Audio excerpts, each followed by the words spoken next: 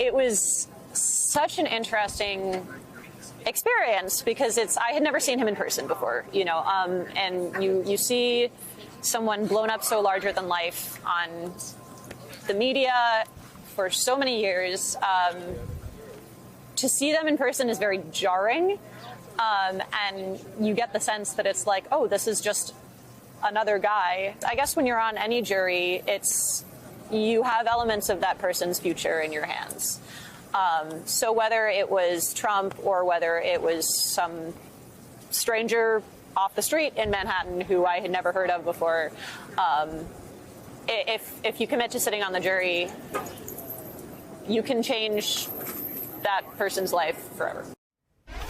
So that was Kara McGee. She is one of the many potential jurors who've been excused or dismissed from this high-profile criminal trial in Manhattan. Sue, it's interesting to hear in their own words their impressions of Donald Trump. Right. When I was listening to that, it had echoes of what Michael Cohen said about Donald Trump when they finally saw each other in court, and I think E. Jean Carroll made the same thing. He's just a guy. Yeah.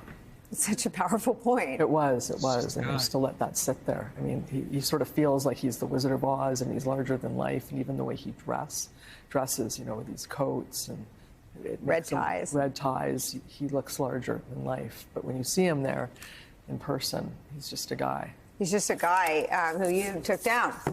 Well, not only partly, right? Just even beginning to is something. There's a long way to go. It's not just about what was done, but what I think will be coming.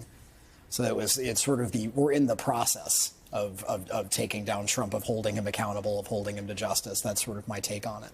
You know what, Michael Steele, I keep thinking is there's always this reptilian survival instinct on Trump's part that becomes evident when accountability is near. And you saw it with the January 6th Select Committee, right? So the GOP, my GOP accomplices, they fumbled the ball in the January 6th Select Committee hearings happened, probably costing Republicans a red wave, thank God, in the midterms, and moving democracy up to a top 3 issue for independent and Democratic voters.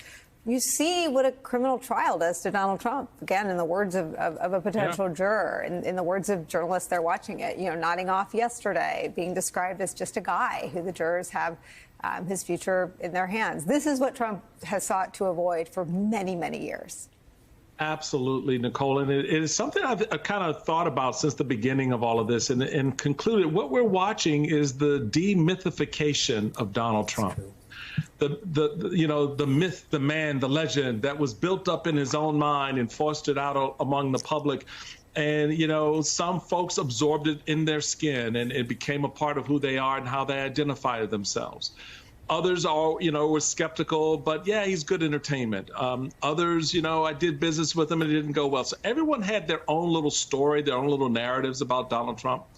But I think now watching this unfold the way it is clarifying, and I hope it is for a lot of Americans out there, that he is just a guy. And not only that, but he's a bad guy. He's a guy that really doesn't give a damn about anyone around him, including all the people he suckered into his university, suckered into buying his steaks, suckered into, staying at his hotels, all of it. It's all been sort of this buildup of a mystery and myth about a guy who's from Queens.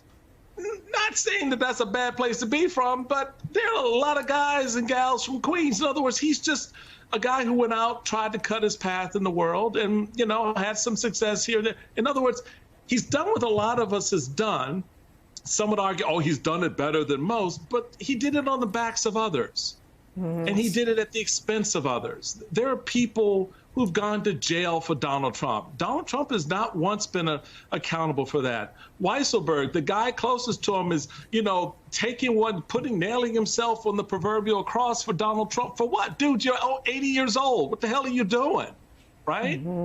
So this process, I think, is important because it strips away all of that. And you see just the guy sitting at a table, being held accountable, and could likely go to jail. There you go. Hey everyone, MSNBC has a new and improved app. You'll get real-time alerts and analysis, live blogs, in-depth essays, video highlights, and the best 2024 election coverage. Download the new MSNBC app. Here's how to do it. You tap on the App Store on your phone. You hit search on the bottom right corner. You type in MSNBC. You click on the MSNBC app. You click on Get or the cloud icon and enjoy it.